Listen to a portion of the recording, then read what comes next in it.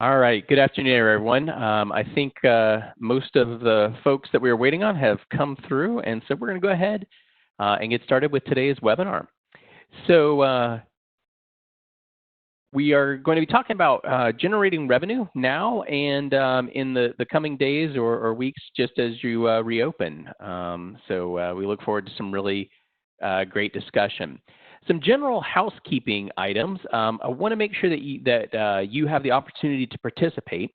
So we'll be utilizing the question and answers functions of the webinar, WebEx Event Center. So if you look in the bottom right-hand corner of your screen, most likely you see the letters Q and A. You can go ahead and expand that using the caret, and then you can go ahead and send your question to all panelists and send that in.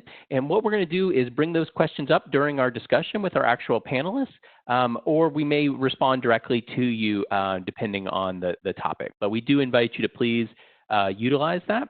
And I'd like to encourage right now, if there's any members of the media that are joining us, if you could go ahead and just drop in the questions, your name and where you're joining us from, we would appreciate that. So as I mentioned, we are going to be talking about creative and out-of-the-box ideas to generate revenue now and when you reopen. We have a great panel that has lots of ideas on the topic, and then we're going to have your participation as well in the discussion. To go through our agenda just real quick so you have an idea of what to look forward to, we have about 90 minutes in length that the webinar will run. So about 3:30 Eastern time, we should be wrapping up. And it's really going to be a community discussion and presentation on some best practices and ideas that we have. You'll have the opportunity to participate with some questions and answers as well. Hey, I actually heard, Matthew, that we might have a special guest panelist joining us, but not we got them to confirm. Good. Okay. Yeah, but they're not going to be able to join us till about, let's see, 3 o'clock, 3:10 Eastern. But it's a panelist that maybe your kids might enjoy. So if you are working from home, you might want to gather the kids around toward the end of this webinar for our special Q&A. Oh, that's great. Glad that worked out. All right. Well, and today is, I believe, our 10th webinar in a series. This started right as attractions were starting to close down in the United States back on March 16th. And we have another webinar that is going to actually be next week that we'd like to invite everyone to, that is focusing on practices and learnings from attractions that have already reopened. So it's great that we're starting to see attractions throughout the world that are being able to reopen after this unique time. My local hair salon has still not opened yet, so I am now 12 weeks. This is 12 weeks without a haircut. I think you should go another 12, and we really see what you can turn out there with that. I actually think I was going to do that, and I was going to do it at the beard as well, but I decided against the beard about an hour ago. I shaved it off, but no, I think that I'm going all mullet. You know, I want to bring it back. There we go. If you're unfamiliar with kind of where you can find out what we've done in the past, where you can see those, we'd like to invite you to go over to gatewayticketing.com/community. It's a really great site where you can find all the recordings of the past 9 webinars, as well as you can start to be involved with some of our Tuesday talks, where we really dive into some topics within the Galaxy ticketing system. So if you're wanting some more hands-on discussion with maybe configuring capacity management, really want to invite you to come over on Tuesday, May 26th, where we really have an in-depth discussion where everybody can participate on that topic. And to introduce myself, I'm Matthew Hohenstein. I'm one of the principals here at Gateway Ticketing Systems, and the brains behind this is really Randy Jocelyn, my colleague. Hey guys, that's me. We're an effective team, Matthew and I. We work very well together. We're having a lot of fun doing these, given the situation that we're all in. We enjoy being able to gather with you guys and really have these great community discussions. We have a great group of people joining us today. Our panelists are top-notch industry experts. Really excited. Sylvia Matico's here from a different view. Sylvia was a former CFO at Ripley. She has a great understanding of the customer communities, the attraction communities, and sentiment. So she's going to share some really great information with us today. We also have Curtis Parks, the COO, managing partner of Icon Attractions. They run multiple attractions and wheels. Curtis cut his teeth in this industry like me as probably a 14, 15, or 16-year-old working at a water park. So you might hear him talk about Schlitterbahn or Wet n Wild and some of the other awesome places that he's worked at, and as well as overseeing managing many attractions with his company. And we also have Brandon Wiley joining us today. Brandon is the CEO of Hound, who really brings some great marketing and great strategies to the attraction community, helps out and participates in many IAAPA events. I'm an instructor with him in one of our IAAPA programs, so it's great to have Brandon on as well. Behind the scenes, our man Bill D'Angelo is going to help answer some questions. He's already chimed in a little bit on the Q&A, so if you have a question or a concern, you can reach out to Bill as well in the chat, and he will help us out. So if this is your first time joining us, we always do an industry update. We try to give you kind of a flavor of what we're seeing around the globe. Something out of Efteling, in the Netherlands. This is a great park. If you don't follow them, I highly recommend it. It's a charming attraction, great themed attraction with hotels and campsites. But they opened. They just started reopening. I saw on LinkedIn some posts from their hotel is reopening, and they sent this out about a week ago. It's a great YouTube video, and you don't need to understand Dutch to understand what's going on here. And they take you kind of through the journey of the attraction and what they're doing and how they're doing it. So it's a great little link we'll send out to you guys, but we're really excited and giving a big thumbs up to our friends at the Efteling. They even came up with a really interesting, creative way to deliver a food product. This is super great. It's a little trough, and you buy your food and they send it down. You don't touch anything. You don't touch them. And there's a great little video there of showcasing, what they're planning to do as they reopen, and now that they've actually opened, what they're seeing. So that's a nice update there. A couple of weeks ago, I think I shared some of this information, and it was really interesting. Here we've got an entirely new entertainment complex in St. Louis. It was a revitalization of the Union Station Entertainment District. And there's an aquarium and a carousel and a wheel, and they've outlined kind of multiple steps of what their phased reopening is. Curtis is going to be able to talk to us a little bit about this too, but we're starting to see other areas reopen. We've heard of Texas, and I live in Tennessee and other places that are starting to reopen. It looks like they've been able to open up their retail and their food establishments at the district. And I believe on this Friday, they're going to start putting their entertainment offerings on sale. And some of those are going to open in a phase one, I think, on June 10th. Hey, Curtis, is that right? Right around there? We're still waiting for the final confirmation on what the date looks like, working with local authorities and making sure that we've got everything in place. But ideally, we'll hopefully be open that latter part of the first week of June. Perfect. That's great. Great news to see more and more locations opening. And this phased reopening strategy is a way to start generating revenue where you haven't made revenue. So I hope that we're going to talk a lot about those techniques today. I'm going to turn it over to Matthew, another update, another part of the country here. Yeah, so one of the things that obviously we know all of our attractions are huge assets that are beautiful, that we've invested so much in. And during these periods of closure, unfortunately, we're not able to utilize them as much.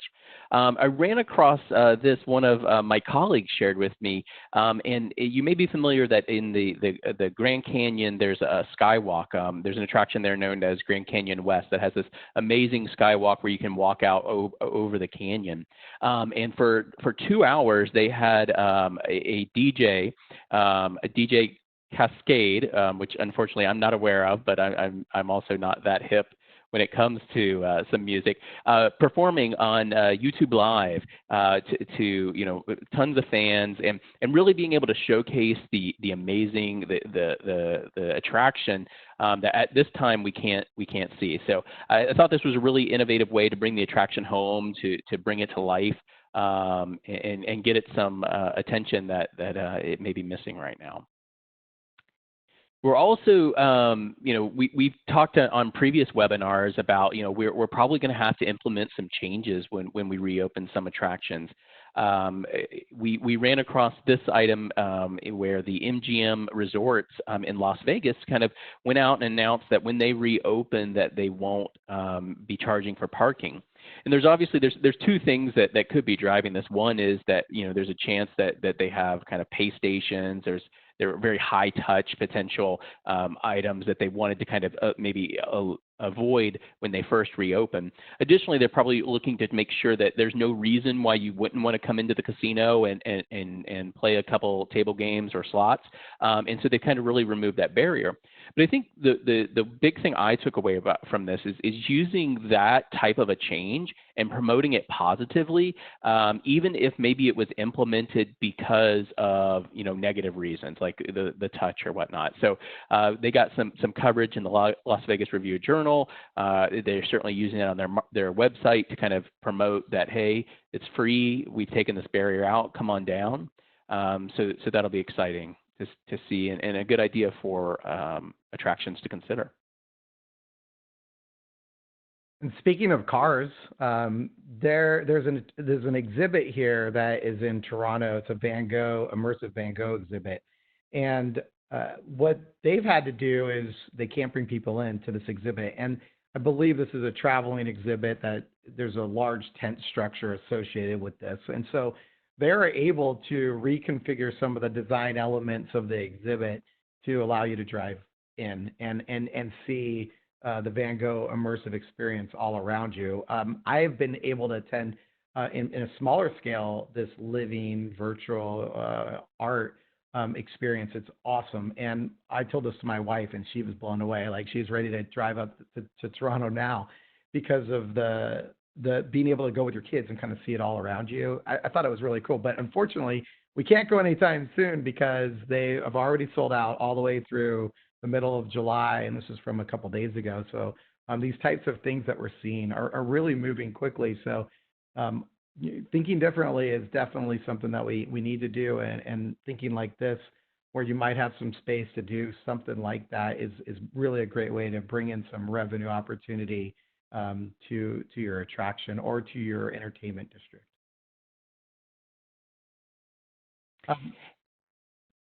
You got it, Matthew. Go for it. Yeah, well, so we wanted to kind of invite one of our first panelists to talk to us a little bit, and that's Sylvia from A Different View.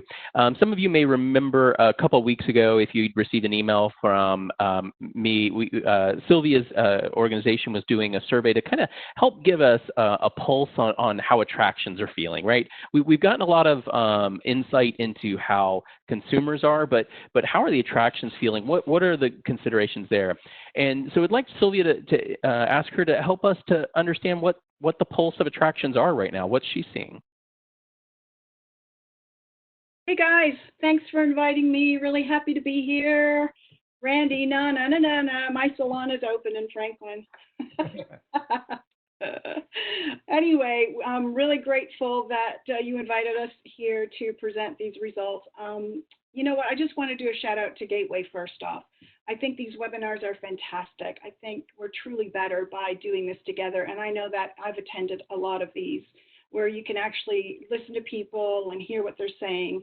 And so in light of that, we decided, A Different View decided that we really wanted to do a mindset study on the attractions themselves and suppliers to the attractions, which is really important. There's a lot of consumer surveys out there, right? But there's nothing taking tabs of how are we all doing. So it was kind of our way of giving back.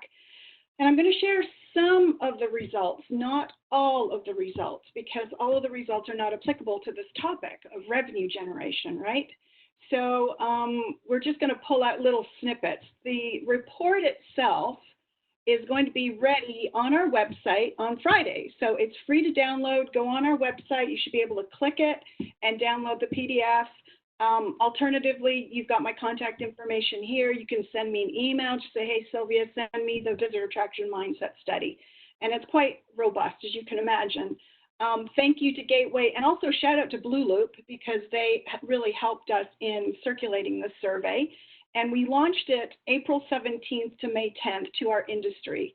And this was an industry survey, like I said, cross-sector. So we are looking at everything from cultural attractions, so museums, heritage, arts, organization, historic houses, gardens. Then there's themed entertainment, which is theme parks, family entertainment centers, water parks, all of that stuff. And then we lumped them into outdoor and conservation as well. So those would include you guys that are zoos and aquariums and parks and outdoor nature reserves, things like that. So that gives you a little bit of a context. In addition, as you can see, we did UK and USA. We did have some smatterings of other countries as well, which was awesome. But clearly, we're going to be addressing the USA and UK information today. First off, let me give you some encouraging words. You can see with the slide that's up, 39% of us, we're still wondering how to react.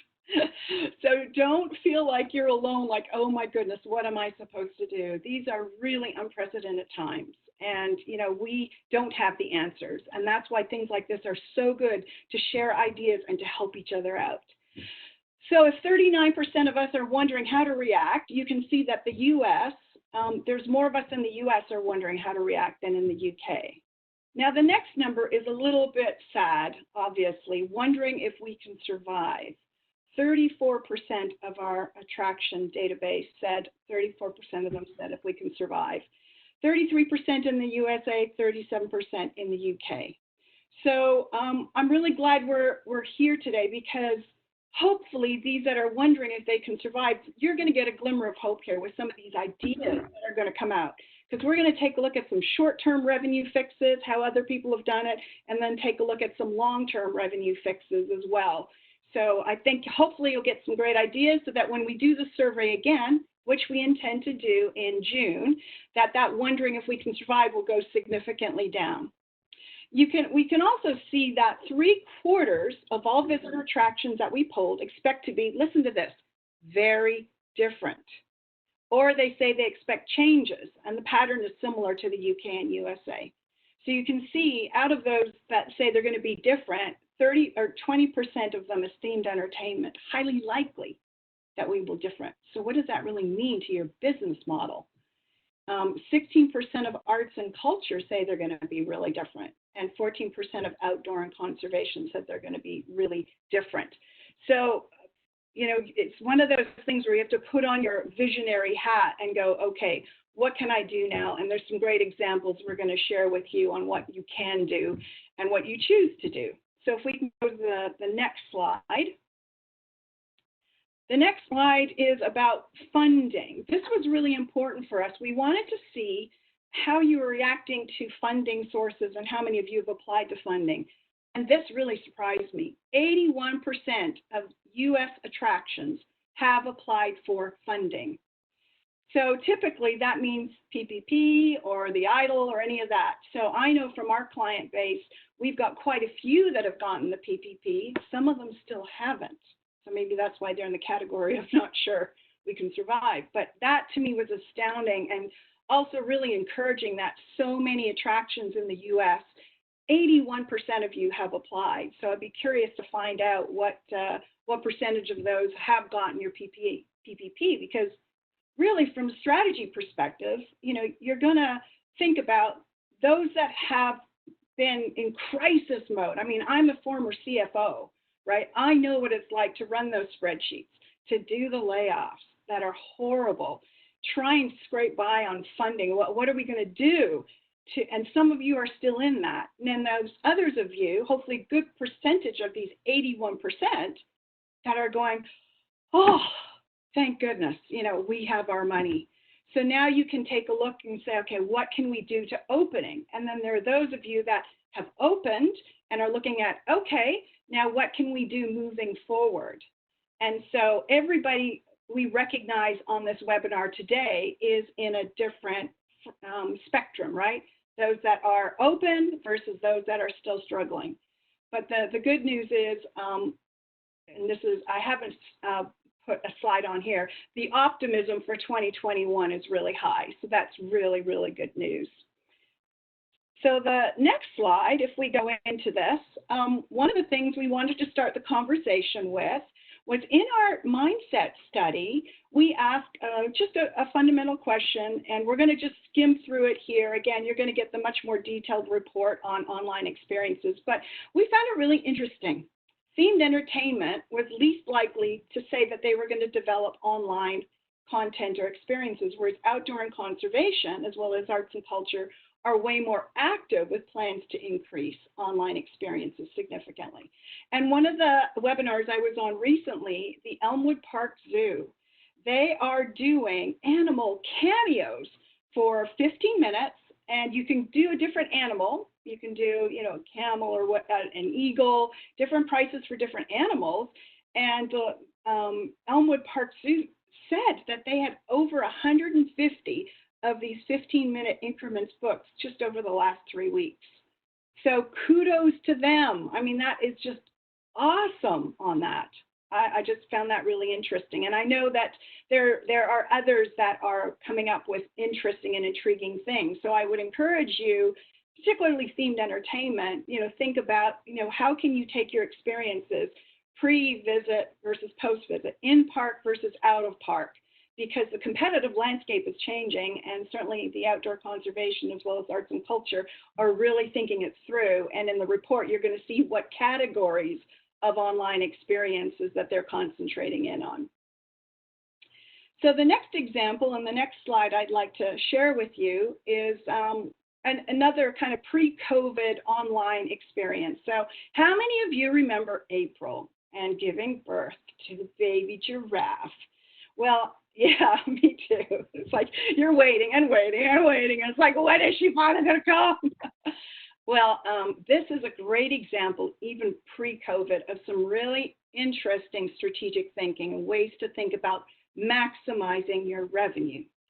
So Animal Adventure Park partnered with a strategic partner, Toys R Us, who sponsored a YouTube channel, okay, which showed everything to do with April. And you could sign up to get text messages. For $1, you could be alerted. Then they had a whole clothing line.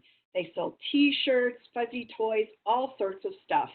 And so while this is a pre-COVID strategic partnership and online opportunity, you can see how maybe you can get your wheels rolling at your own location to go, what about YouTube? What about finding an amazing strategic partner that will work with us to help monetize some of these things?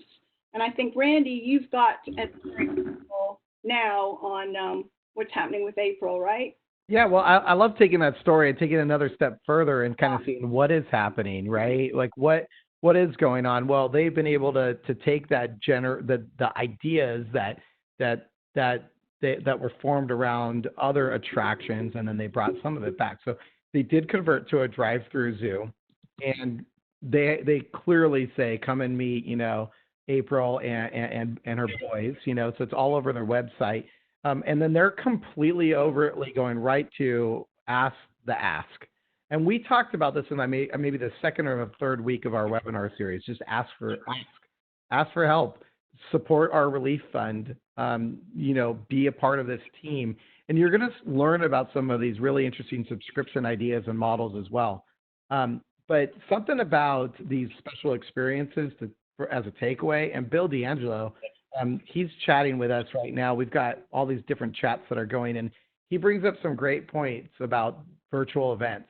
And it really came to mind with April, the giraffe, and others, is that number one, be authentic when you have these virtual events. Don't allow recording to make it a one-time experience. It's really, this is from Michael Wolf. Thank you very much.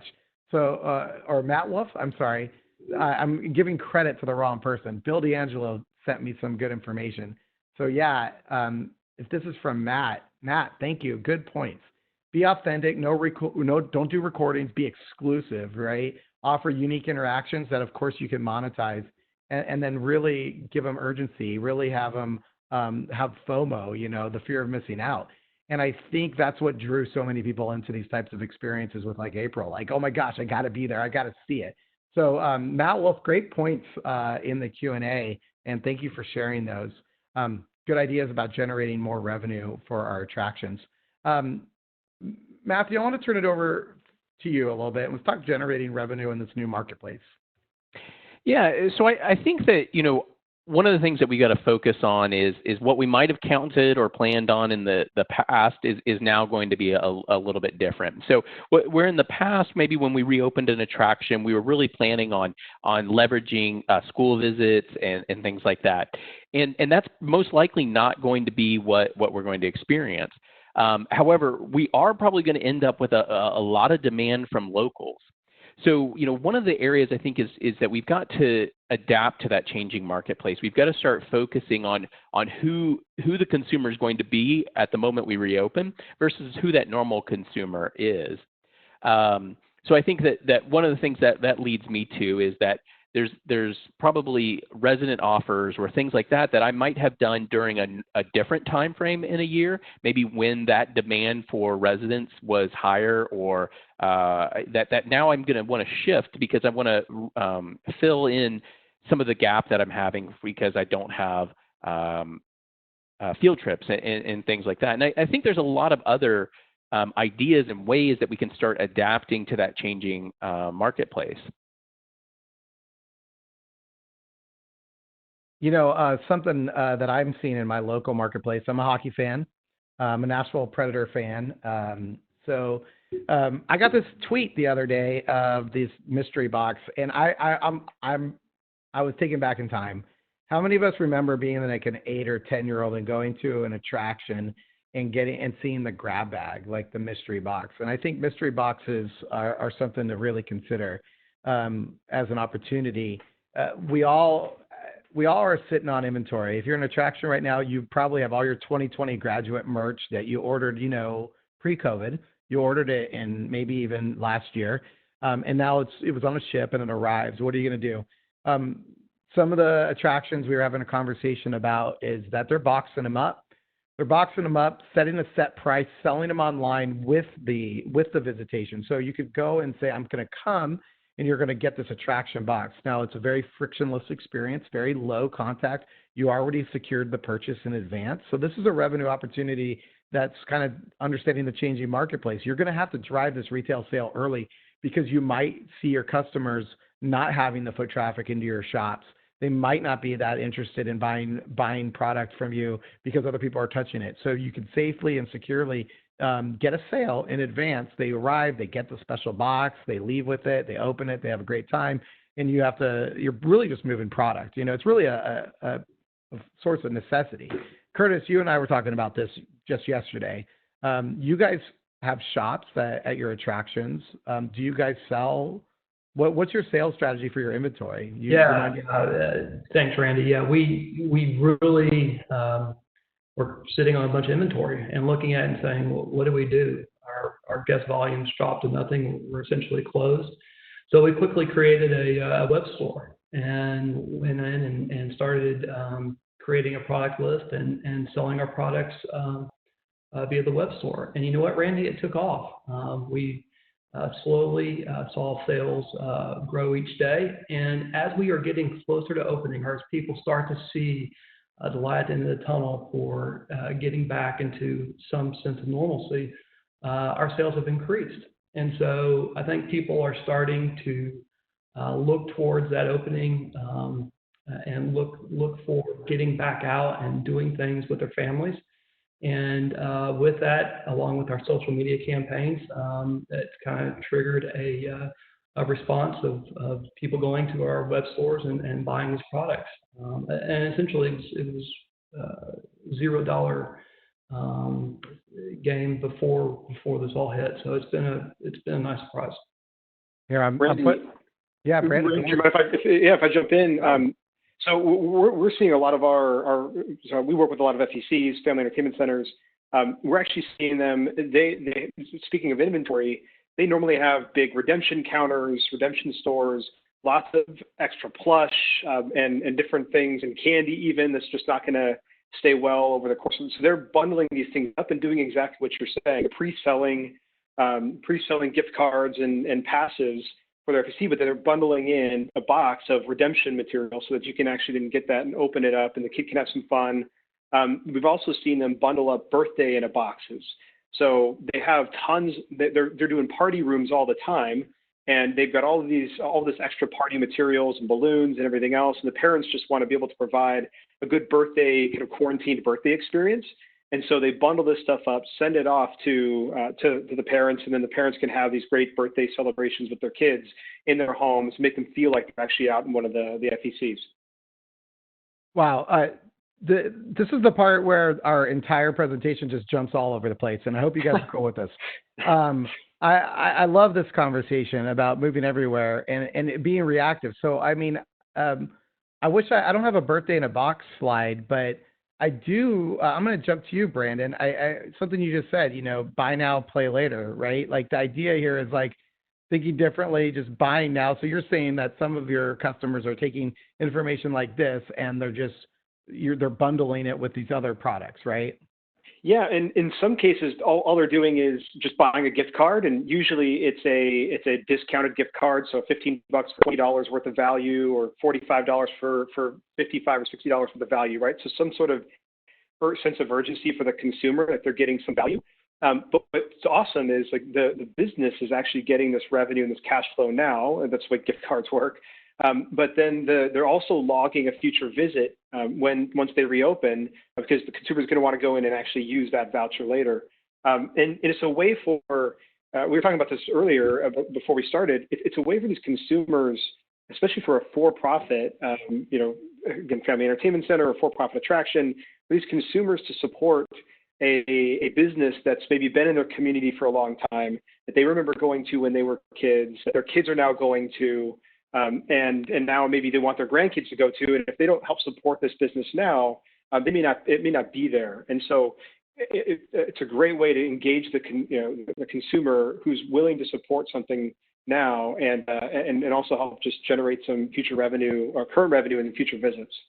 Yeah, and I gotta say, it's not often that I actually see a for-profit entity completely be over support or like help us stay in business, and they're really pulling at the heartstrings, the altruistic heartstrings of hey, I'm local, help me out here, and I've got an offer for you that you almost can't refuse. You're helping me now, and I'm going to take good care of you later. It is an interesting way of looking at the ever-changing landscape. I pulled up something for you, Curtis. So I found this. This is your store, right? Is this your store in St. Louis? Yep, so not only are you, I love this because I mean, how have mask sales been? These are a great price, by the way. They've been great.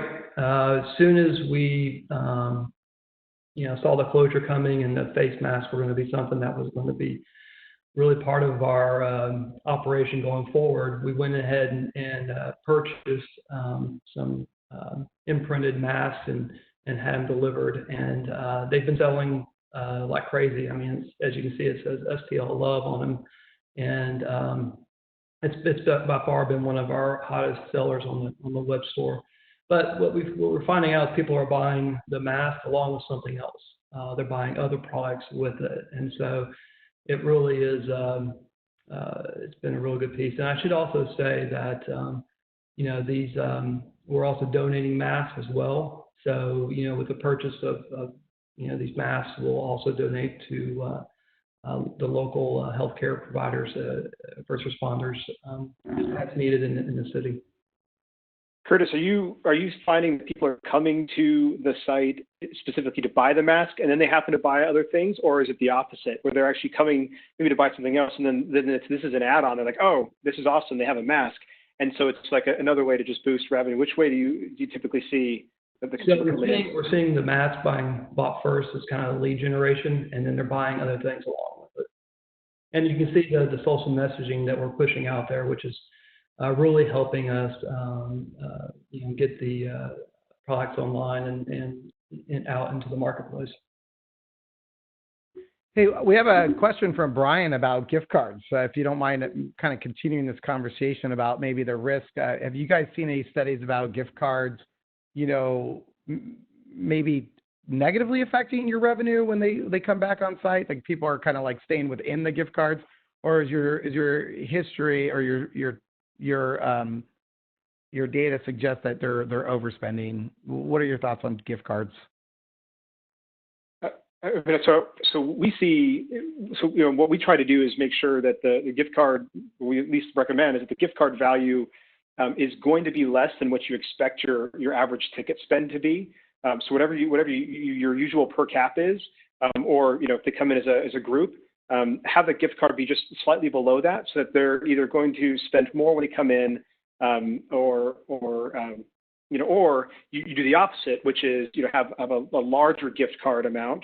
So that you can then rely on breakage. So, typical breakage on gift card sales is anywhere from 80 to 85, or I should say 15 to 20% breakage. And so you can also rely on that just being some additional revenue that ultimately doesn't get redeemed or used in completely. Yeah, some ideas about breakage. Obviously, check your local state laws. Sometimes you don't own the breakage. Right. Also, look into opportunities that you're actually buying ticketed product. So you might not be that you're actually buying gift cards. You might be buying tickets or experiences, because those tend to not have to have a cash value associated with them. So like if you, I think you guys, weeks ago, I purchased the digital experience for the Winchester Mystery House. With that digital experience, I got a free admission.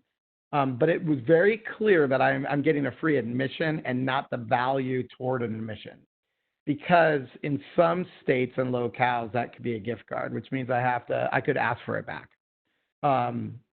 So just look at the laws and rules.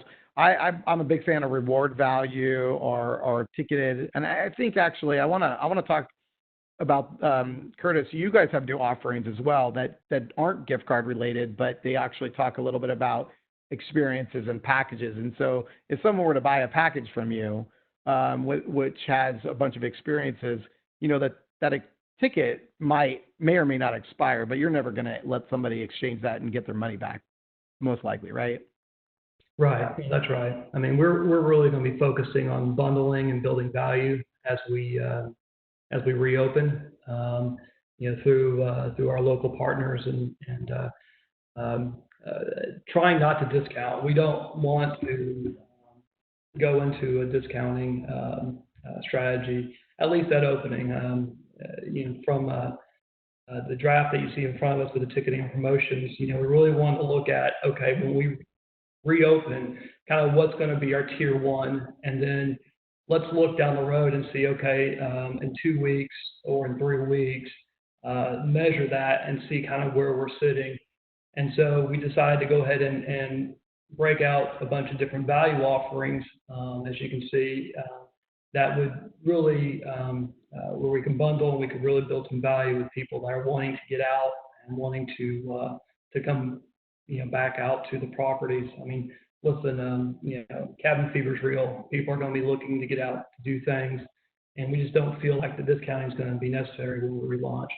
The tier 2 and beyond is really where we're going to evaluate and see, okay, what are people saying to us when they come back on properties, and then if we need to start discounting, or we need to go and do some third-party opportunities with some of the promotional side of the businesses, and we can start to activate those. But the plan is to have these measure points, if you will, down the road, so that we can look and see what's working best and be able to fluctuate or move accordingly. Curtis, I really appreciate this, because it's not that often that we can actually see a draft and really see someone's plan in action and sharing it with the community. And that's great. And I'm going to also tell you, in my conversations with most attractions, they've told me about a phased reopening strategy in relation to how they're going to open. But they haven't talked about a phased pricing strategy or offering strategy that is really broken down like this. So you guys are tapering off some of the value position here. as you know, the cabin fever probably drops a little bit. So it's an encouraging way to get people in, and I love the bundling. I think bundling is really going to be probably my number one takeaway from this is, you know, get a purchase, get that gift box, if, you know, secure that grab bag or whatever that might be, or souvenir cups, and get that sale in advance, and then see what other downstream revenue opportunities you have with your customer. That's right, Randy. And we really want to stick with the value message. And if we don't see the demand down the road at that point, then we can start to go to more of a discounting strategy or look towards some of those promotional strategies, which may be able to build more volume. So. And then another I'm going to go one more slide. You also maybe you can share a little bit about look outside. I think about the partnership opportunity and the strategy of who's near you, right? So you might be going, but Brandon, you might be a skate center that is next to a restaurant, or in your case, and this is at the Capitol Wheel, and you can see here that National Harbor has all these restaurants. So how are you guys managing this promotion? Yeah, so you know, really we're destinational-based attraction. So we are bundled in with much larger multi-use properties. And National Harbor is 350 acres. They've got a bunch of restaurants. They've got the Gaylord Hotel. They've got the MGM Casino. And so, you know, 2/3 of the hospitality industry really has been, you know, decimated by the COVID. So we were looking at doing partnerships with some of the restaurants that are located in National Harbor to be able to create some volume with our offerings as well. So you essentially be able to come and enjoy a ride on the wheel, and then get a dinner at Bomb 45 or Friarello's, and then we have a small bar underneath the Capitol Wheel that's called the Flight Deck, where we could also have some drinks that would be bundled into that as well, some parking. So we're working through the final details of this, Randy. Unfortunately, Prince George's County is one of the hot spots, so it doesn't look like we're close to getting back open, at least in the next couple of weeks. But hopefully, shortly thereafter, we'll be able to launch some of these programs and be able to put some people back into the stores that are coming to visit us and ride the wheel. Curtis, I really like this idea, and one of the things that I think, you know, this being a very targeted offer to folks in the hospitality industry is an awesome aspect. I think one of the other things that I've heard from attractions in the past is a reluctance to kind of pre-sell certain things, right? A lot of times when we're on a website or we're trying to sell a ticket, it's really about converting at that moment. And I think, you know, we're seeing that this pandemic is causing us to change that selling model a little bit, right? We're having to move probably where we're having a little bit more of a sales process of asking for a date so that we can capacity manage and things like that. And so I think that the stretch to kind of pre-plan and maybe have food included with the ticket or other things like that is really, you know, baby steps now. And what used to maybe, you know, be something detrimental to that quick sale is really an added value now, because, hey, I'm able to go ahead and pre-plan my food. I don't have to worry about, you know, menus at this restaurant. I don't have to worry about all these touch points because maybe I've opted into kind of a prepackaged meal, which obviously this one's not, but you know, another way, a spin on that kind of that bundling. Yep. No, you're absolutely right, Matthew. And you know, it'll evolve. You know, we'll see where it goes. We've done similar partnerships like this in the past. For the month of February, you know, Love is in the Air, where you can go and you can get a special ride on the wheel, and then you get, you know, a couple glasses of champagne, and then you get to go to a restaurant and enjoy a special menu offering from that restaurant. So that's kind of where this evolved from, and we see it as something that we can really expand. I mean, these are only 2 restaurants out of about 30 that are on property that we could actually do more things with and go forward with. So we're excited about it. Yeah, that's a great idea. One of the other things I just wanted to talk about for a moment and get any of the panelists' thoughts is really kind of focusing on your top sellers. but delivering them maybe in a new way. Recently, there was a webinar that IAPA had done, and one of the panelists had brought up this specific idea of what Typhoon, Texas had done, and it really stuck with me because here you had a park that was closed, was not able to allow folks in at the time, but had an amazing asset and had some really great top sellers in their barbecue restaurant. So, what did they do? They kind of just converted to a drive-in restaurant, right? Like a to-go restaurant. And it was a really, I think, a smart way of them saying, I've got this asset, I've got these really good sellers. How do I deliver them differently than I delivered them before? Obviously, this works well with food, with the different methods that now we have to get food out. But I think merchandise, there's probably one or two SKUs that are really that amazing thing that if we just deliver in a different way, will help us to kind of grow revenue maybe during that time when we're closed, or even something to continue after we've reopened. I'm not sure if anyone had any specific additional thoughts on delivering those top sellers in a different way. Matthew, I ran across something the other day, and I can't for the life of me remember who it was, but it is taking, the meal delivery kits that you get. Well, someone was smart to do a meal delivery kit that was just cookies for a kid's birthday party. So here was an attraction, and I can't remember who it was. I should have paid more attention to it. But I was all wrapped up in the cookies and the decorating, right? So this attraction worked with a strategic partner to deliver their meal, their cookie package, and then you could go online and you could decorate the cookies through getting online with this attraction. And I thought, well, what a great way to do, number one, virtual birthday parties. Number two, support your local attraction, right? And I don't know if they used Uber Eats or whatever it was, but it's a cookie kit delivered to your house with your kids. It's awesome. No, I think that's great. Oh, go ahead. Oh yeah, no. I mean, so Matthew, there's a theater chain out here in Arizona. It's the Harkins Theaters, a number of theaters throughout the state. And every Friday and Saturday, because they've been closed up until now, every Friday and Saturday between 5 and 7, they open up their massive parking lot, and you could drive. They weren't doing a drive-in movie, but you could drive through and just pick up their popcorn. So they had popcorn, like bags and bags and bags of their popcorn, because everybody wants theater popcorn. And now we can go and pick up a bag of popcorn. It's like this big. Take it home, watch a movie with the family, and enjoy some theater popcorn. And it was a way for them to monetize, obviously, a very high margin product that they just have tons of, and they've done phenomenally well with that over the last couple of months. Well, that brings to mind, I think we've got a slide of it, is a Secret Cinema. Those of you joining us from the UK, Secret Cinema has something called a Secret Sofa. And Secret Cinema is amazing because I don't know if you know them, but they're an immersive theater company where you can dress up and go and participate in live theater.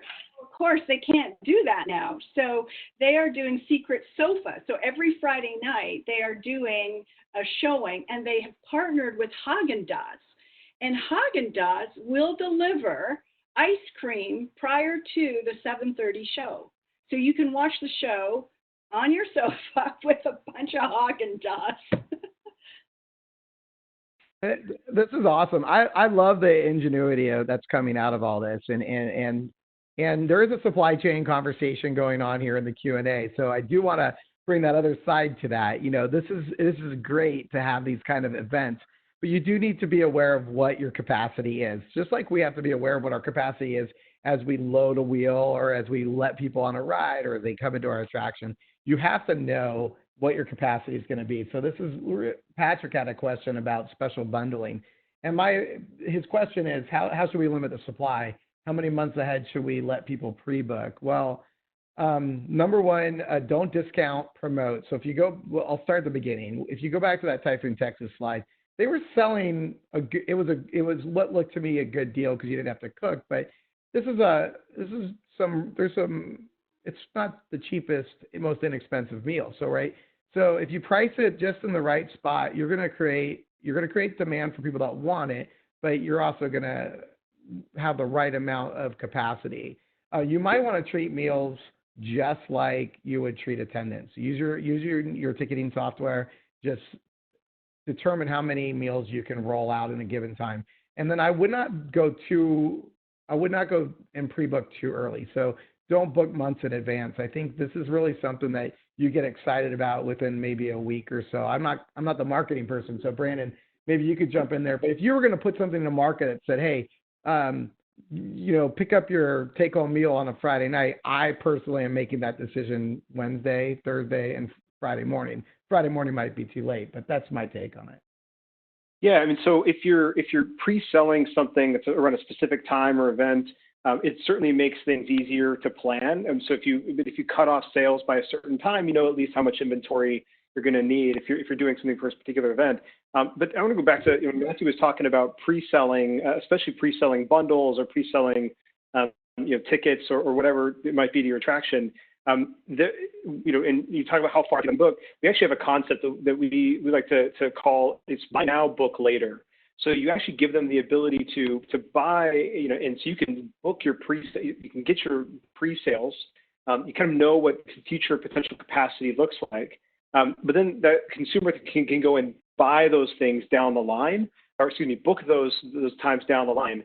And they don't have to make that booking decision right away. When maybe they don't know the schedule, they don't know when you're going to open, they're not sure how they're feeling about maybe coming in at a certain time. So they can make that booking decision later, and it kind of leaves your capacity at least a little bit more manageable, while at the same time knowing that you've got a pre-sold ticket and that there will be eventual capacity coming, being redeemed. Wow, these are great conversations. I'm going to jump back to it. There's so many great questions coming in as well. So going back to this changing marketplace slide, Sylvia, thanks for introducing the secret sofa to me. I signed up. It was very exciting. I'm in the wrong country right now, but I do love what people are thinking about. So a lot of you guys saw this CNN article about a restaurant that has taken inner tubes. So Curtis, these are familiar looking to you in your old splitter bond days here. Taking inner tubes, have you guys seen this? But I love this because it checks all the boxes. Ridiculous, fun. I can eat right here. I could be with my friends. I can make a novelty of the experience. So I love thinking about the changing marketplace.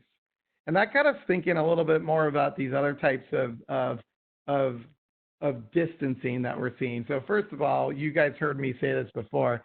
This is not social distancing. This is physical distancing. We, by nature, are social beings. This industry relies upon social interactions, right? So this Maryland restaurant is basically saying, no, we're going to be social, but I'm going to be physically distant. There's other areas in our attraction industry that are evolving as well. Sylvia, you mentioned to me, and you sent a link, and then I dug a little deeper into it, but about the emergence of virtual escape rooms. Yeah, I find this fascinating. There was an article that gave a list of all these virtual escape rooms. So you've got an escape room, you can't have people coming. Social distancing is a real problem for that. But all of a sudden now you can download your own escape room activity. And you can see some of these go for $30, some for $10, some for $2. Some of them are free. But, here's an out-of-the-box way of thinking about, hey, if you've got an escape room or any other experience that you're allowing people coming to you and you can't yet open, is there a way that you can bring some sort of an experience that can be downloaded and monetize it as well? So actually, I want to just call it because of the one on the left. That's awesome, Sylvia. And the one on the left looks like you can actually still go play in person or play online. So I think what's interesting here is that they haven't, now that they've opened, which I think escape rooms actually have a potential to be limited to smaller numbers and so still kind of remain within that social distancing group numbers, but they've kept the play online.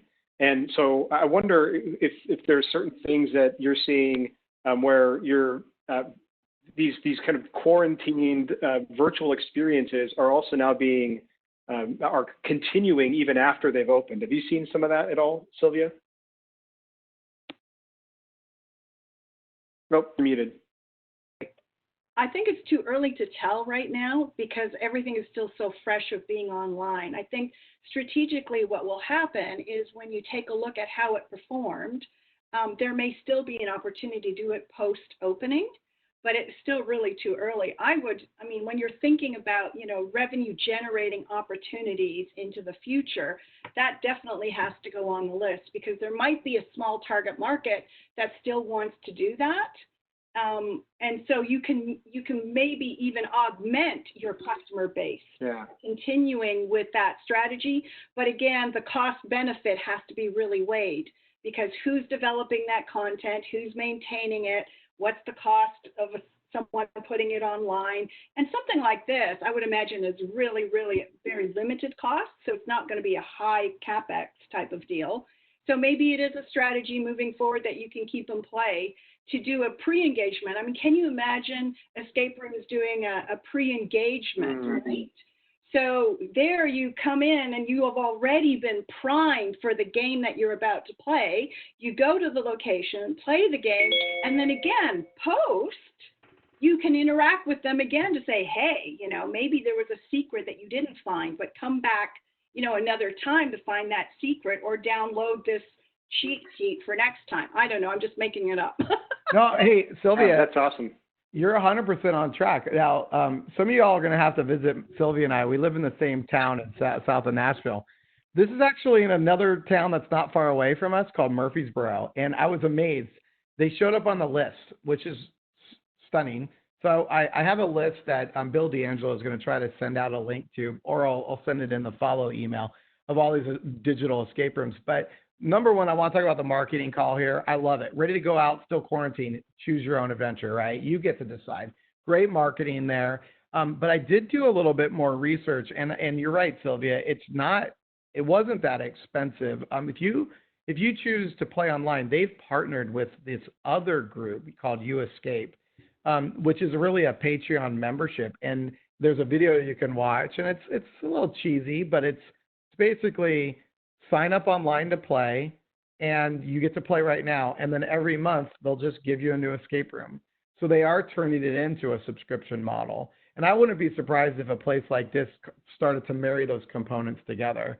And, we might see this happening with digital content. And going back to what you said at the beginning, Sylvia, we need to develop new experiences, right? We need to think differently. And the nonprofit space has been doing that. The for-profit space is really kind of in this, how do I bring these components together? How do I continue to have interaction touch points? So and that's really planning for the next, I hate to say the word pandemic, but it's really planning for the next pandemic, the next shutdown that could be looming. You want to be able to say, oh, we're going to go to digital content. We're going to turn on our subscription model. Curtis is going to start selling retail items in this way. There's going to be this virtual entertainment solution. And I think that's, if your only takeaway here, I think the takeaway here is short-term revenue strategies. What do I got to do to recapture my revenue I've lost? But what's my long-term strategy going to be as we think ahead? So it's really great information. Randy, when you talk about developing new experiences, I don't know if you want to pull up the slide about Gatorland, but one of the things that I've enjoyed, it kind of goes back also to those tables, making not social distancing, but making physical distancing fun. So Gatorland's done this really great job introducing their social distancing skunk ape. It's totally bizarre thing. The video is very interesting. It's like 2 minutes. You should go and watch it. But it basically makes the whole idea of physical distancing, social distancing fun. They've actually now created this mascot. They've been publicizing it. And so they're bringing people in doing meet and greets, obviously from a safe distance. And so now it's almost become a new attraction in itself. And it's all around making sure that people are staying safe and that they're staying apart. And so they've integrated this really interesting mascot basically to increase additional interest. And apparently that's a subtitle right up there. So I realized the subtitle is not complete. That probably happened when we copied the slides over. Sorry, we'll clean that up. Just in case you weren't clear, yeah, that's a subtitle. No, I think looking at things in new lenses, I think I want to jump to, a lot of us know this, but Northwest Track, this is exciting. We're starting to see more drive-thrus. The Northwest Track has never done this. They're great people. They've been worried about how to survive and get through this. So they've opened up to great success. Our friend Donna Powell joined us on a webinar, probably one of the first weeks or two. She works for Northwest Track and Metro Parks in Tacoma. But we've seen it happen, Phoenix Zoo. Actually, Brandon, I don't know if you were able to sign up. I grabbed the screenshot. They're sold out already. The Cruise the Zoo in Phoenix is all sold out. I know they're in your backyard. They sell out. So they open up. They sell out every single day. So I've yet to be able to actually go and do it. But yeah, Phoenix Zoo is awesome, and they've never done this before. So this wasn't like they had to reconfigure things in their park. And I'm just curious because I want to go down there and see how they did it, because their gate is not conducive to that. So they really did some significant effort to make it happen. Yeah, they have a vehicle access gate that they were able to repurpose for moving, some large equipment in and out. But they're doing 650 cars a day. So if you and the business models change there differently too. So like some are doing it by the car, some are doing it by the person. I went to a safari that was by the person, and this location must have sold 1,500 cars at least that day. It was Mother's Day, so it was really interesting. Wow, there's so much to still talk about here. Sylvia, you were talking about the cinemas, and I think one of the things I want to jump on, to you about is thinking of your assets differently. Most attractions have large parking lots. They might have merch, they might have IP, they might have a connection to a product. Thinking of using your parking lot for other purposes is a great revenue generating idea for this gap, as a gap solution. Yeah, absolutely right. So it's not just parking lots. It could be spaces that you have within your attraction, and you know that you now cannot get more than X amount of people in. So what are you going to do? So you have to balance the physical distancing with the revenue opportunity. So I would encourage everybody to take a look at the assets you have, whether it's a parking lot, a restaurant, a multi-purpose place, a birthday party room, whatever it is that you have, and really think about how can I augment the number of people coming in and still maintaining that social distance, right? And this was just one example in Sacramento where, they were showing how to train your dragon, which is awesome, in a drive-through. But there are other assets that you might have that you can repurpose so that you can actually increase your attendance and your per cap. Yeah, Sylvie, there was an article that came out in Forbes just today about Main Event. So Main Event, 45 locations, kind of entertainment venue, if you don't have one in your location. They've just built kind of their opening plan, and they've got laser tag is one of their big things. And obviously laser tag, most briefing rooms have 35 to 40 vests, and that's way too many people. So they've reduced the number of people, but then they've also structured their laser tag arena in a way that you play in a certain zone. You can only be in a certain zone for about 2-3 minutes, and then they rotate you to another zone. You're in that zone for 2 to 3 minutes. You can shoot other players in other zones, but you're rotating throughout, so you get the full experience, but you're confined to your area, so that you're still kind of remaining in the social distance, but yet still having that social interaction fun. So again, it's just rethinking how you're using your existing space to make it effective and make it a different experience that they wouldn't get otherwise. That's a great example. And also think about the visitors or the guests that you don't normally get. How can you now engage it? So how can you now develop a new market, maybe by repurposing a different space? I also wanted to just say something really quickly here to certainly a lot of my nonprofit friends. A lot of our clients will come and they'll have all these amazing ideas, right, on how to repurpose and how to generate revenue. And typically the ideas are much longer than what they have resources for. So we always encourage everyone to really take a look at what activities and what programs are absolute must-have at low cost and high revenue. So start sorting those activities and programs in that matrix so that you know which ones you need to drop off because you just don't have the resources to do it or they don't generate much income. So, yeah. Sylvia, I think that's a great comment. So many locations and nonprofits, they have a strong mission that might involve camps and other programs that are not money makers. Some of them might even be loss leaders, right? And this is a time where you need to think differently and say we gotta focus on the revenue. Exactly. And the slide that you just pulled up, this is something that we've been following, certainly for our nonprofit friends. How can you take part of your location and generate additional earned income? And here, the Brooklyn Children's Museum is leasing space to the Brooklyn Library for about $200K a year, which is a nice chunk of change. And I understand, I don't know if there's anyone on here from the Brooklyn Children's Museum, but I understand that they've now expanded that also into another market and is moving the library into another market as well. So again, take a look at your building. I know we've got a lot of clients that have some empty spaces right now. Well, how can you lease that out? And what strategic partner would really work well for you? So I think it is the Children's Museum in Pittsburgh. They actually have a school within the museum complex generating leased income. So take a look at, what's your building? Can you add in a strategic partner that can help pay for a rental agreement? Yeah, and I love these shots here of the parking lot as well, or talking about parking lot, because I think Greg Banneker, our marketing manager, was mentioning that Elmwood Park Zoo is also doing a drive-through, but they're using the parking lot.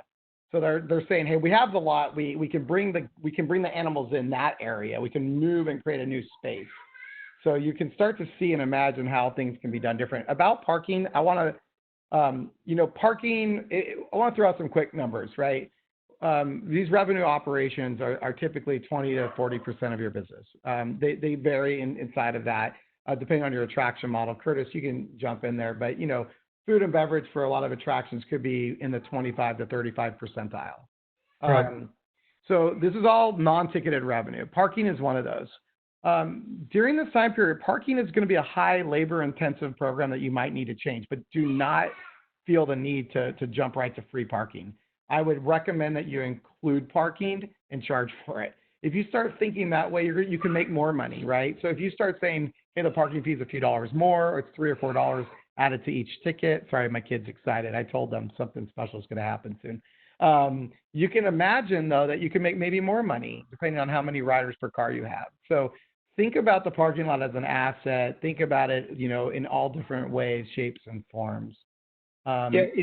Is there an opportunity? So, and maybe don't know. I'm asking this question. Is there an opportunity to charge even a surplus or increase your tickets during this time when your capacity is potentially limited, and if people are wanting to get out? So I think, Curtis, you mentioned before, people are getting stir crazy. And can you actually end up charging more than you would normally, increase your ticket prices for a period of time? Even Sylvia, we were talking beforehand, you mentioned that, I don't know if it was a restaurant, but they just added a 20% gratuity automatically because people are, one, more willing to give during this time, or kind of spend that extra amount because they're super appreciative. But two, they're also willing to do it because they just want a different experience than what they've had for the last 3 months locked up in their homes. So Curtis, Sylvia, have you seen people contemplating ticket increases or any surpluses added? Yeah, definitely.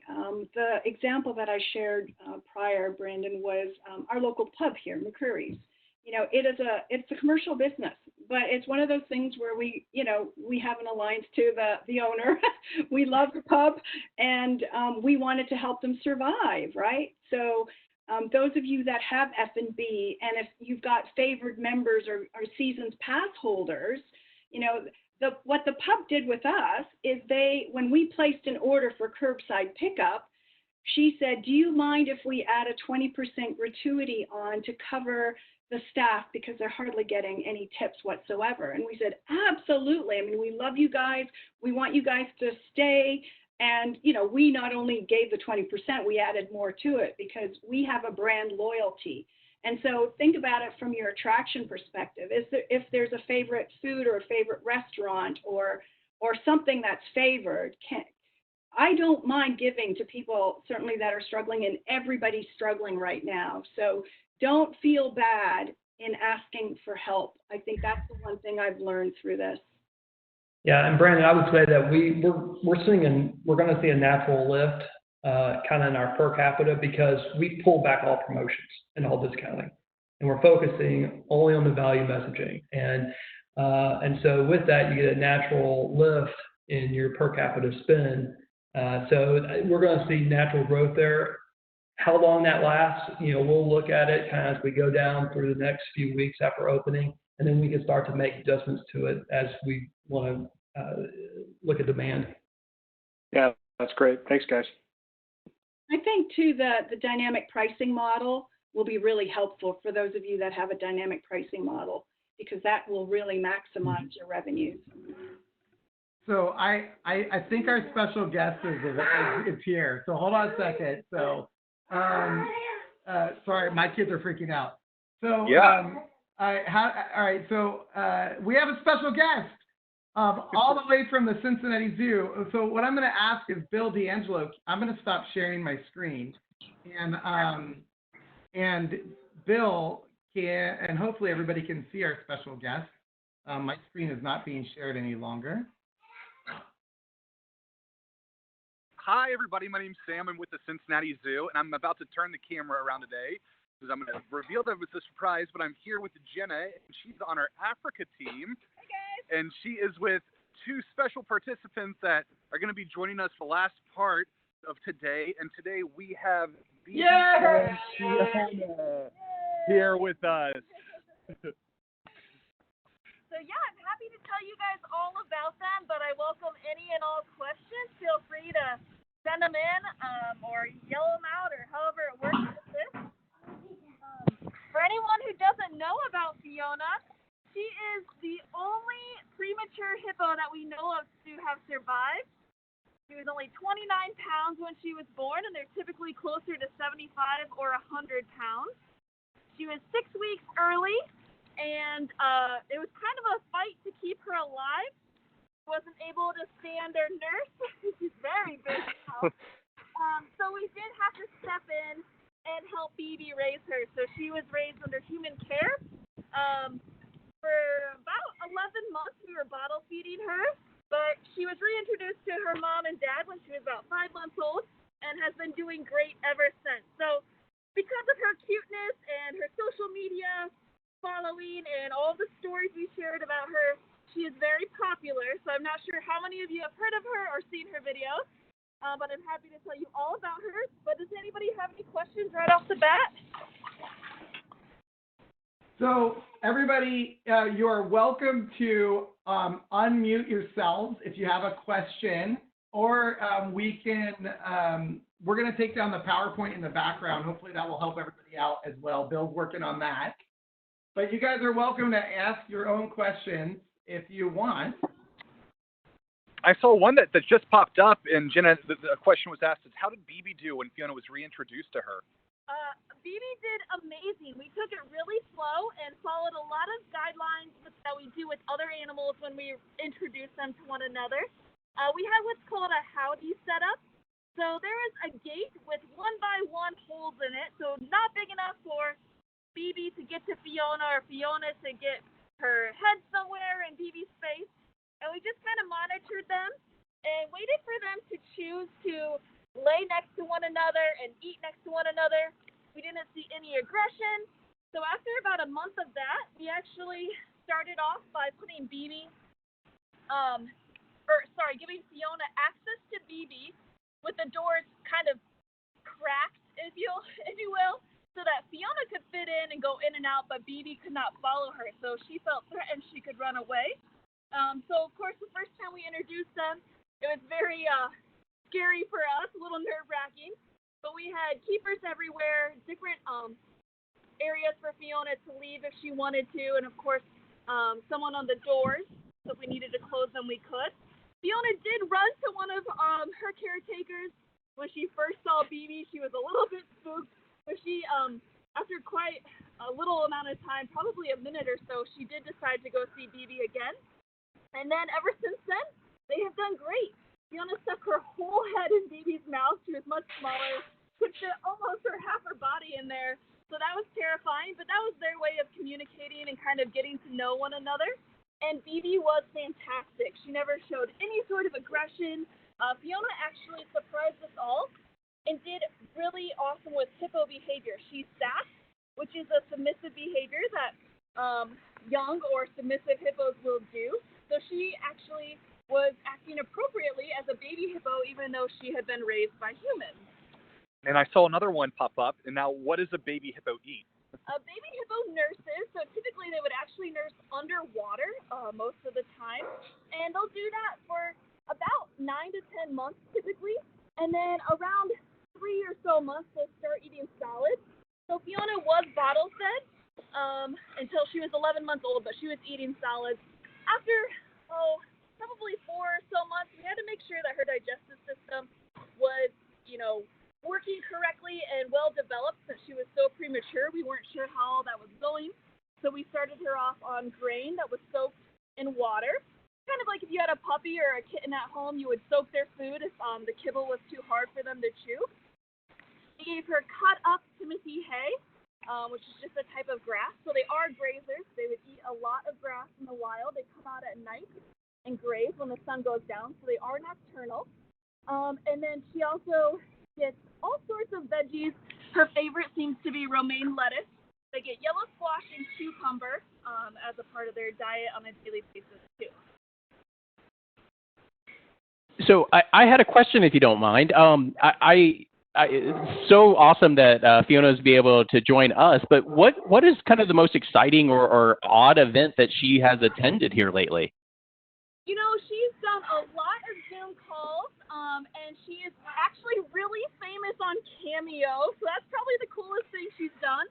Recently, she provides Cameo messages. I don't know if you guys are familiar with that, but you can send a message to a loved one or a friend, congratulating them on graduating or a happy birthday message, and you can get them from all sorts of celebrities, and Fiona is now such a celebrity, she has her own Cameo. Hi, you're so big. Oh, wow. She's coming into my room, I think. Yeah, exactly. She's like 3D over here. It's amazing. When she was younger, though, she was on the front page of the Sunday style section in the New York Times, which is pretty cool. She's been on Animal Planet and NBC Nightly News and all sorts of really cool things. So another question just regarded to public programs. Now, we do have virtual zoo troops going on. We do have these Zoom calls that we're offering. Usually I'm leading behind the scenes tours. So we'd be have groups come back and stand where we're actually standing right now to come and see hippo feedings in person. But while the zoo's close to the public, we are offering these virtual experiences. That's great. One of the other questions I think Lucy had was, what kind of enrichment do you provide for the hippos? That's a great question. Enrichment is one of my favorite things to provide our animals with. The favorite of our hippos would be our puzzle feeders. So they're really smart, and they figured out how to work these big, giant hippo-proof toys with holes in them. They push them around or knock them if I hang them, and food, like their grain, falls out. But because they're hippos and they can destroy a lot of things with these giant teeth, their toys have to be very big, very heavy duty. So they can't come outside because of the glass. It would scratch it up terribly. So they get their toys inside. They get perfume, extracts, different spices. Fiona loves smells, so she very much likes coffee, chocolate, peanut butter smells. If you come in with like a Reese's Pieces you just recently ate, and come say hi to her, she'll smell your breath and try and climb through the wall to you. So different scents are good for them. And then we do a lot of training, which is enriching for them. They're very smart and very food motivated. And then one of my favorite things that we do as far as enrichment for everyone to see is we place honey smeared on the windows out here and then stick thin pieces of squash to it. So you get to see them like licking it off, and you get a real close-up action of their mouth and their tongue and right there in front of the window, and they definitely love it. That's great. I know that ever since Fiona joined the family there at the Cincinnati Zoo, she's been an integral part of it. And she even has some merchandise, and I think of late she's gotten some very unique merchandise that's specific to the pandemic that we're in. Is that right? Yes. She actually is featured on a couple different masks that we are selling here at the zoo gift shop online. And then hopefully when the zoo opens, we'll also sell them here in the park. But yes, there are cute ones where you can have a hippo face as your face, or you can have colorful Fionas on your mask. But very important, you got to be stylish if you're going to wear these masks. So you might as well have one with Fiona on it. So those are selling like hotcakes. That's great. One of the other questions that come in from Kevin was, is Fiona making any more kisses paintings? And I'm not sure that I'm familiar with those. Yeah, so we do have hippo paintings, and they are done by request currently. We do not have a way, or we are not selling them like in a broad sense, and they are going directly to the zoo's emergency operation fund. Our development team and I are working together to produce those. So basically what I do is rub paint on Fiona's face here, and then we kind of roll a canvas onto it so it's like a stamp, and we call it a hippo kiss. So Fiona is now officially making those for sale, and BB does them for our tours. When you're able to come to the zoo and do a tour, you leave with a BB kiss. That's great. Home. How was her name chosen? Her name was chosen. We all got to vote and send in a suggestion, and one of my coworkers, Wendy, thought that she kind of looked like she had ogre ears. If any of you have seen the movie Shrek, Princess Fiona is a very beautiful ogre, and she has those ears that look a lot like hippo ears. So she suggested Fiona, and we all loved it. We love that it's like kind of happy and friendly and easy to say, and yeah, so she was named after an ogre.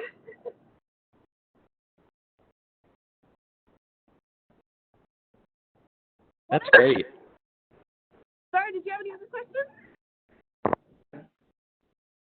So obviously, right now I'm spending a little bit more time in a pool because there's nothing else to do. Have you ever swam there with Fiona?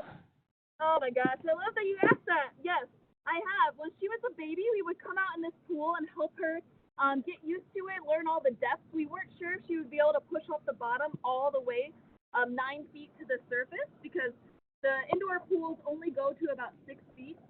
So we were out here swimming with her, and it was honestly my very favorite thing I've ever done with Fiona, or got to be a part of.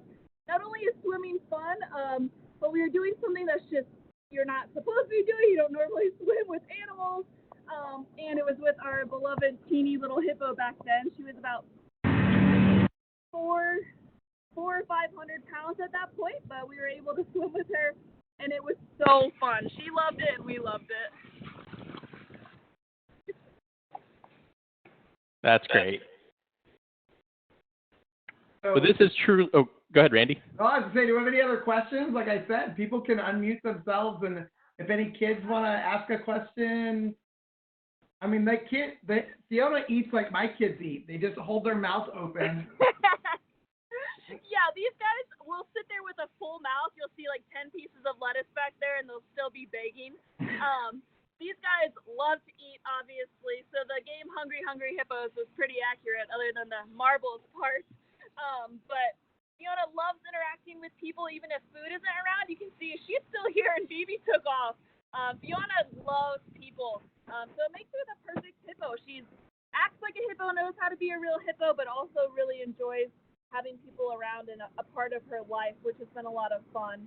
For any kids out there, I don't know if you've read her books. She has some really cute books about her and about other zoo animals, and she's quite the rock star.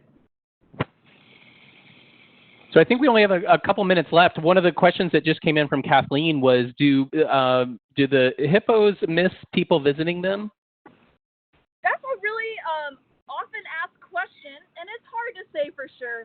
but I think that Fiona probably does. I'm not sure if Phoebe notices quite as much, but when Fiona sees a camera, she goes right to it, as you can see. So the bigger the camera, the more likely she is to go over to it. She loves showing off for people, and of course, I said she loves humans, so I think she likes having all of that attention. But she's definitely perfectly happy here without the people. I think she'll be happy to have them back. Well, that's great. What a great treat. I know Fiona has to get back to her sunbathing duties here in a second. So, what a great special guest. Everybody, I want to thank the team at the Cincinnati Zoo for allowing Fiona and her mom to join us today. We really appreciate it. I'm gonna, in a few minutes, I'll show you a couple slides of, well, I won't need to do that. We'll just probably end on this. Fiona and her friends are available at the Cincinnati Zoo website to make a special appearance. There's a great program. They sell out well in advance. So if you're interested in having a flamingo, there's all kinds of different creatures, FaceTime with Fiona, porcupine on the line, wallaby calling you later, squawk and talk, speed dial, ring in the red. I think you've got like flamingo. You have so many great programs. So we would highly encourage you guys to reach out to the Cincinnati Zoo and help them during this time before they can reopen. Yes. Thank you so much for your support and booking us today. Thank you so much, and thanks for having us. You guys are awesome. Thank you. Thank you. See ya. Bye, friends. On behalf of everybody, Sylvia had to drop a few minutes early. So I want to thank Sylvia very much for joining in today. And Curtis and Brandon, you guys were fantastic. Thank you guys so much for your insight. There's the website there that you guys can see a bunch of Cincinnati Zoo items. I'm trying to advance my slide, which is not working. There we go. If you guys have any questions that we didn't answer, or if you have a suggestion for a webinar upcoming, or you want to reach out to us, we're here to help. We'll share Curtis's email information and Brandon's and Sylvia, so you guys can ask them any questions you might have. We'll send you an email with some great links. If you're not getting our newsletters, please sign up today. And then join us for our next webinar next week about learnings from attractions that are reopening. That's probably going to be our last weekly webinar. We know a lot of us are moving on and opening up, so we're going to start doing these maybe once a month or once every other week. But we won't be strangers. We're here to help, and if you have any questions. But I want to thank everybody, Curtis, Brandon, Matthew, Bill, Vince, our team, Greg, and the wonderful people at the Cincinnati Zoo for hopping in and helping us out with Fiona. So my voice is gone, so it's time to say goodbye. Thank you guys very much for being here today. Thanks for joining us, everyone. Thanks, Randy. Thank you, Matthew.